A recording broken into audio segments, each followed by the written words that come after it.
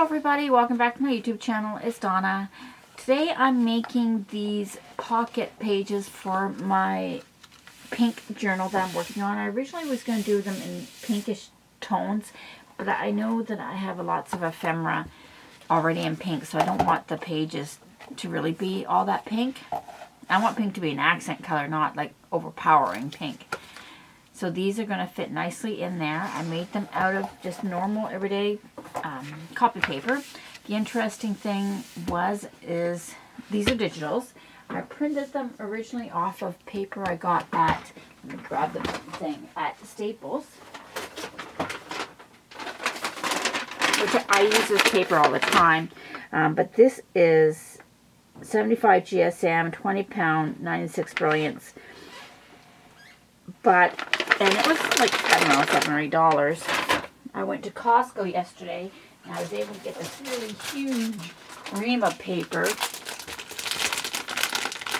for like $10, and it has a lot more. Like the other one was 250 sheets, oh no, 500 sheets. This was 800, but it's slightly heavier. It's 25 pounds, 90 GSM, and apparently the same brightness. So I just found that when I took it out, you could feel it. It's slightly thicker. So I think it's going to work out better for these pockets. I didn't want cardstock, but the other paper was just a tiny bit more thin. I was worried about it not standing up to the sewing and stuff. So this is out of the Costco paper I bought. Now the digital that I'm using for this kit is from Shabby Dabby Doodah. It's called Vintage Notes, Vintage Style Background Pages. I also purchased, she had an add-on for ephemera, I guess it was, and some roses that would match and stuff. So I did buy that as well, but I'm using 2 of the pages in here. How I printed it off of I used my Canon. I have a laser and I have an inkjet. I used my Canon for this because I can get it to print borderless. So I printed 2 pages off, just on one side, borderless. My laser doesn't print borderless, but the laser is so much more economical to run that I prefer it to the Canon because I haven't found a source for the ink yet. That makes it reasonable. I just put the ink in like a couple days ago and I'm almost already out of color. So I know I used the setting for glossy paper on this too, because if I didn't, it would give me a fainter look, and I didn't like that. This is going to be the backing page for my piece. So this one is actually double-sided. So I ran it through once, and then I simply picked it up and ran it through again so that the lettering was, the wording's on the right way. The first time I did it, I had it upside down, but this time I got it straight. Okay, so those are the 3 sheets I needed, and I need 5. I'm going to need 5 of these because I'm doing 5 signatures, and I want each signature to have one. I'm thinking this will be the outside of the signature, and the pages will be in the center. I could do it in the center, but I think I would rather have this the outside of the signature. It's really nice because once it's been, there's like some substance to it, and you can feel the stitching and etc. etc. Okay, so first thing we have to do is we have to take these 2 pages here, and I simply need to fold them in half. And see if they're both going the same way. Yeah. So it doesn't really matter which side is up and which one's not. I'm just going to simply fold them both in half. Now I can score it, but just in case it's not perfectly scored, if I do it this way, I can usually fix it if I screwed up on folding it.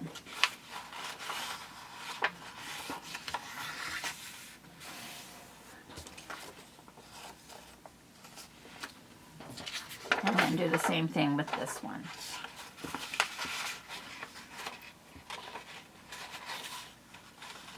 I just want to try to get it as even as I possibly can.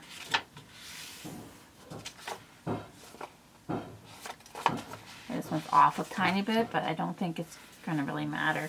If I found that at the end I had a little bit extra here, I would just trim it off. I did not have to do that, and this one's not even perfect. There is a little spot there, but you're not going to really notice it, especially once you ink it up, etc. Okay, now I need to make the actual pocket, which is going to be this part here. So I need to fold it in to the center. Now I'm not going right up to the center because I don't want too much bulk right in the center there. So I am going up to that line but not right up to the line. And I'm going to do that on this side as well.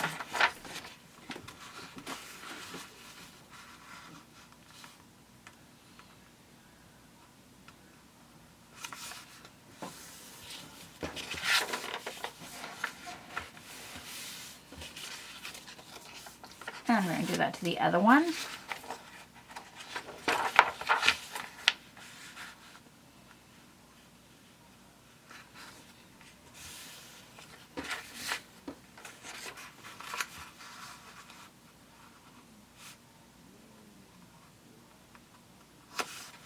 You will see I don't have a perfect point at the top because I didn't fold it right to the edge, but it's fine. It's going to work out just fine. Okay, now one of these is actually going to be turned this way, because one's going to be on the inside, like that, and then this one's going to be on the outside, like that. And then this one I'm just going to fold right in half.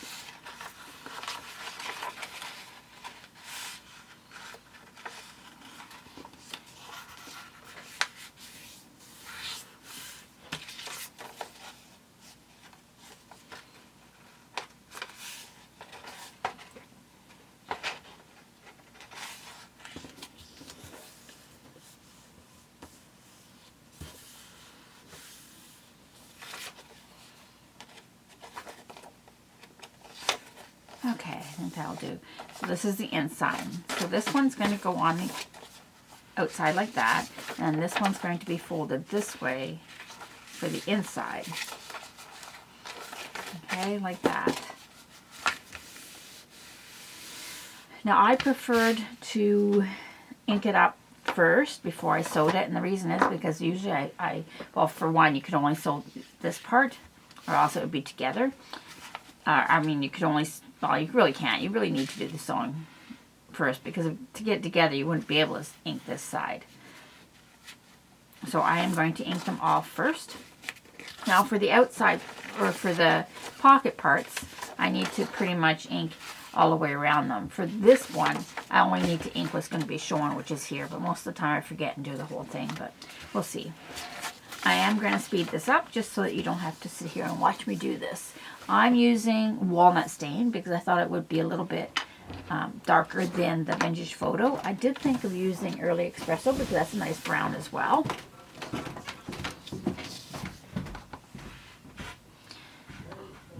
I actually would prefer this on my glass mat, but I don't have that. It's over on my other side. That's okay. I'll just make sure I wipe off all the ink that's going to go onto my cutting mat.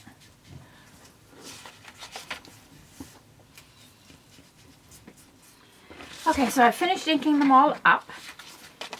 This one I just need to turn the other way because it's going to go on the inside.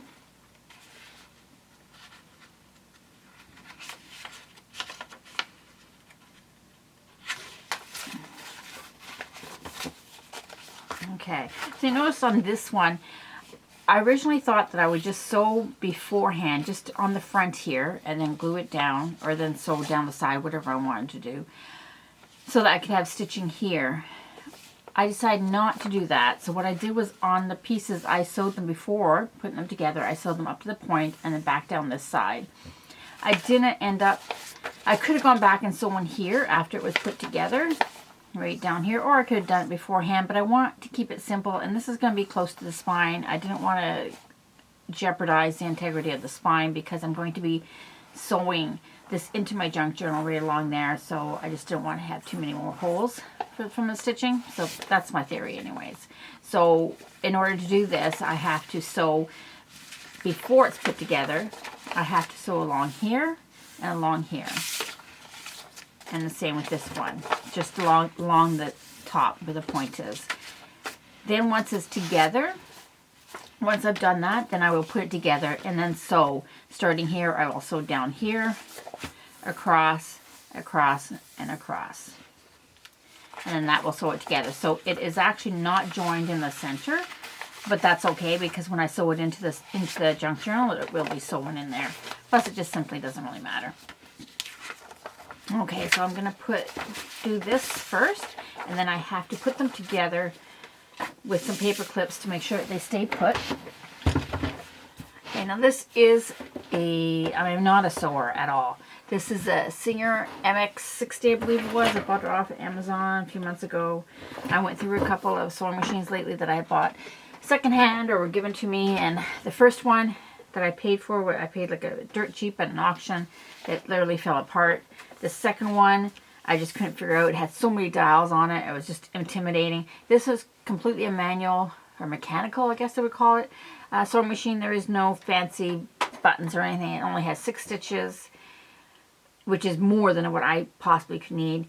And it says the Singer MX60, and it's fairly cheap. So far, it's been working. I don't know. I haven't used it a ton, so I'm not sure. Okay, so I have brown thread loaded into my machine, and I have the zigzag, a medium zigzag stitch already. So I'm just going to start on here. I might cut some of it out so you don't have to sit here and watch.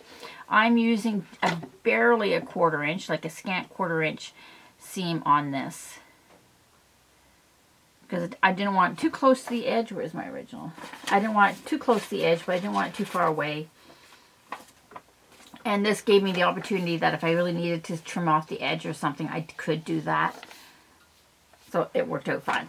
So it's a little awkward because the sewing machine's further away from me than I really need it or want it to be.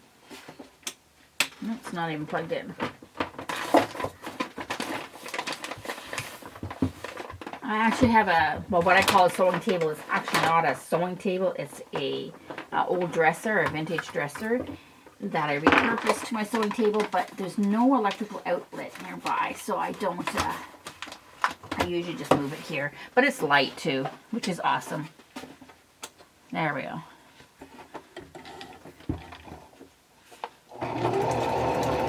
And I'm just careful to try to keep it as straight as I can. As I said, I'm not a sewer, I'm not an experienced sewer. When I come up to the edge, I will leave my needle in the down position where I think it's going to be a 1/4 inch on the other side, and then test it. And if I have to do it closer, then I will do another couple of stitches. Hopefully you heard all that over the sewing machine.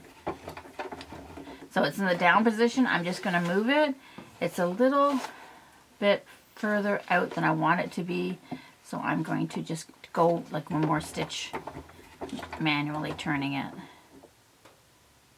That might work. No, it's still a little bit far. That should do it.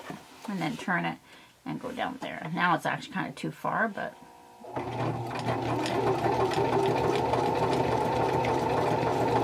I do not sew very fast because I don't have the control that an experienced person would have.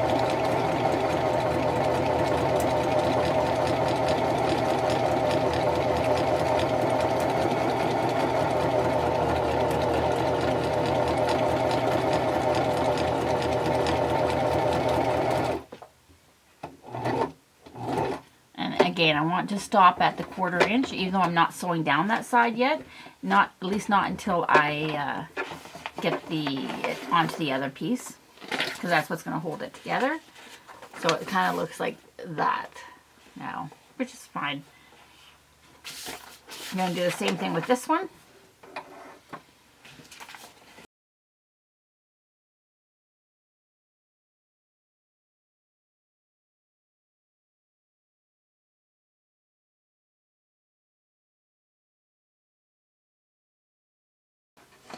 Okay, there's those 2 pieces sewn down. Now we're just going to move that away for a second.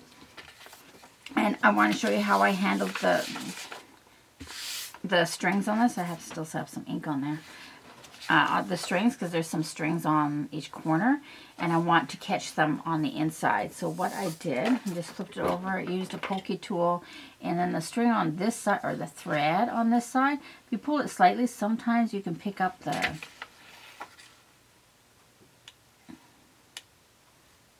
string and pull it through. This one's kind of short. I'm just going to tie it off just once. I'm not that worried about it, but And then it's going to be tucked underneath because I'm actually going to very lightly glue these down, the flaps down. I know some people will cut them off. I'm not going to be bothered doing that. I think it adds a little bit more stability to the pocket anyway. So, but I don't want, once you slide things in, if you try to pull them up and this isn't glued down, it could catch on that. So I'm not going to, so I'm just going to glue kind of right along there. So do the same thing on this side.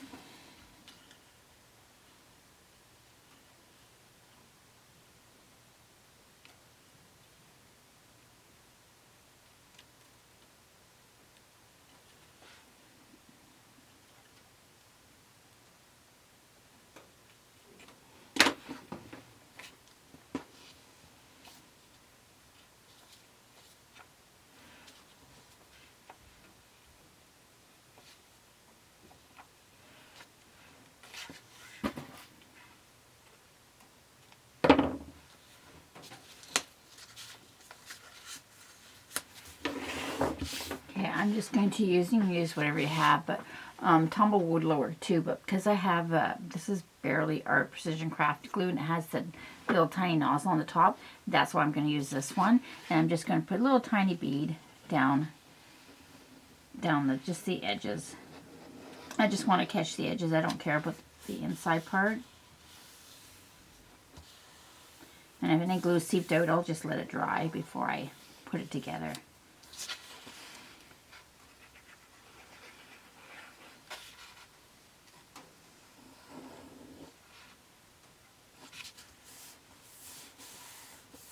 And if I missed a piece, I'll just put slide some glue underneath, but I think that's okay.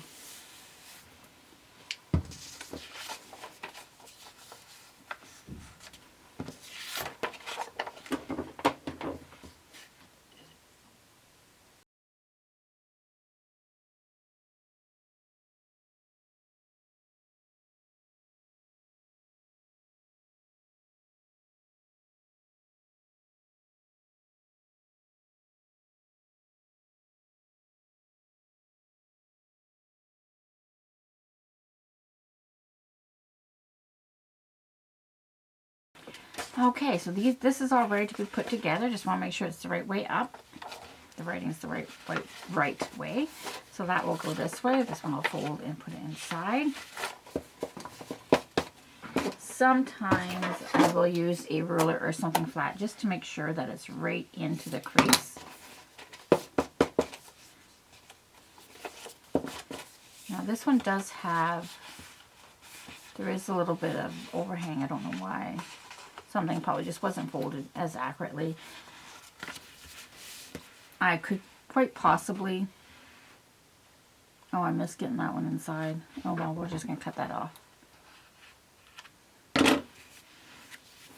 I could quite possibly just add a little bit of ink to that so you don't see it as much. And then failing that, I could just trim it. It's not a huge deal.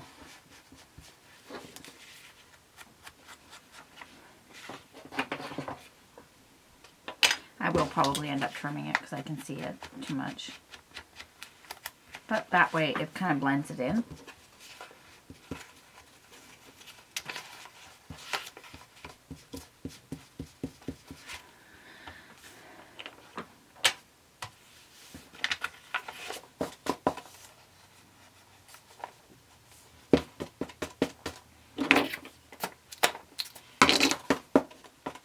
Now I'm just going to take some paper clips because I want to make sure that it stays where I need it to stay while I'm sewing it. It's the same as if you were doing fabric and you'd pin it down.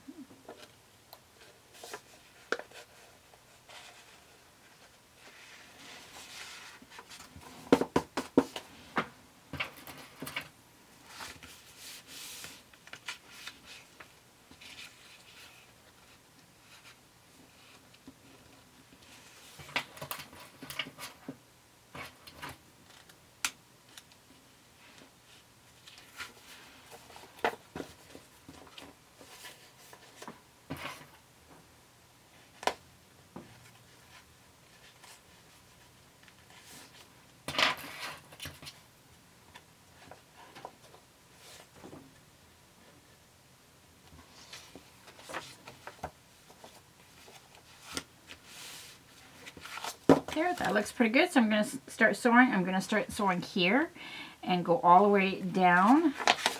Let me open actually. Down, across, over and over, and just around the outside edge. And then back, I'll end up back there. I'm going to actually put one right here.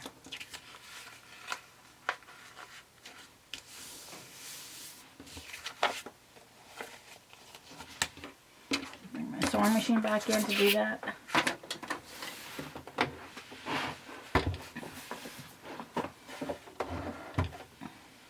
I know you really don't see me sewing too much.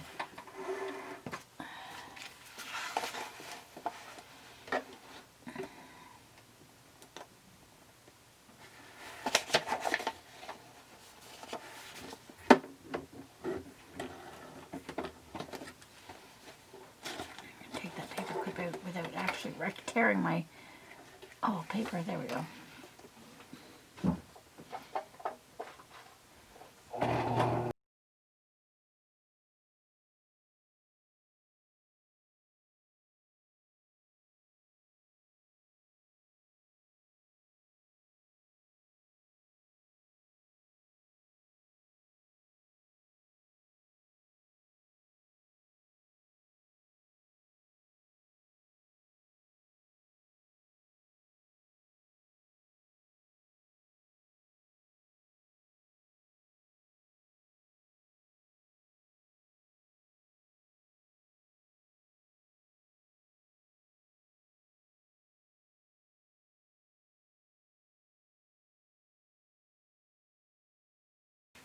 Okay, so there's the sewing all done. And then I'm just going to do the same thing. Now these ones, I pulled the strings through, but I didn't, obviously I don't have any place to tuck them, but I pulled them through and I'm just going to tie them off. This one's a little bit harder because there's actually two of them. Oh, that one pulled through quite easily.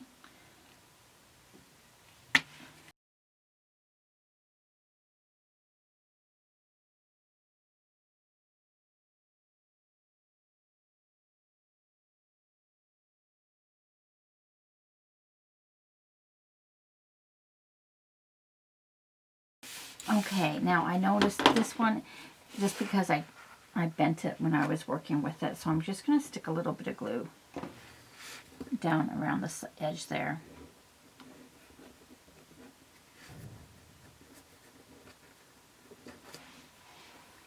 And I may find I want to cut it off, I'm not sure, or trim it down, not cut it off. But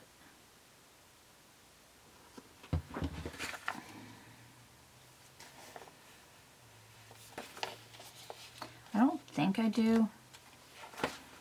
This one's sticking up too.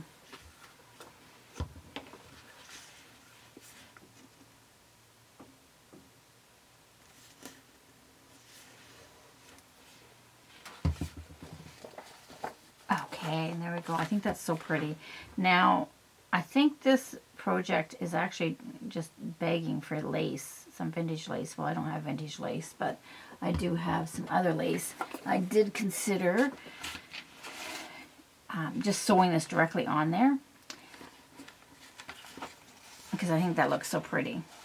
But I had issues with sewing something that dainty onto it, so I decided not to, because in past experience I just don't have the skills yet to sew that right on there like that. But I think that would be really, really cool.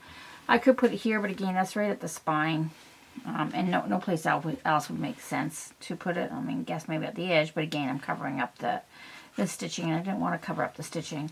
I mean, that was the whole point of putting that stitching there, was so it was decorative. So I'm not sure. Now these are big enough to put in the tags I've been making for this particular junk journal. And yeah, now it's not getting caught on the inside, so that's perfect. But they're a little bit small. Now it's okay. It's okay that they're small and they roll around a little bit in there.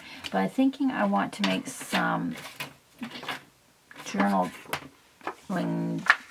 I don't know what, like postcard size ones. This is a 4x6, but that would fit in there. So this journaling card, if I made a journaling card that size, or even 4.5 by 6.5, it would probably be just fine. I do have some these left from when I did those gel press prints. That might work out just fine. I'll have to see if I have any other pink ones. I'm not sure if I do. And that would be perfect. So this would be outside of my signature. And then there's lots of spots. I have an idea of what I want to put there. I'm not decorating them today because I'm not positive. I just want to get all 5 of them done, so I have 5 of them ready. And then I will decorate them later. So that is it. I hope you enjoyed this video. I hope it inspires you to make something beautiful today. Thanks for watching.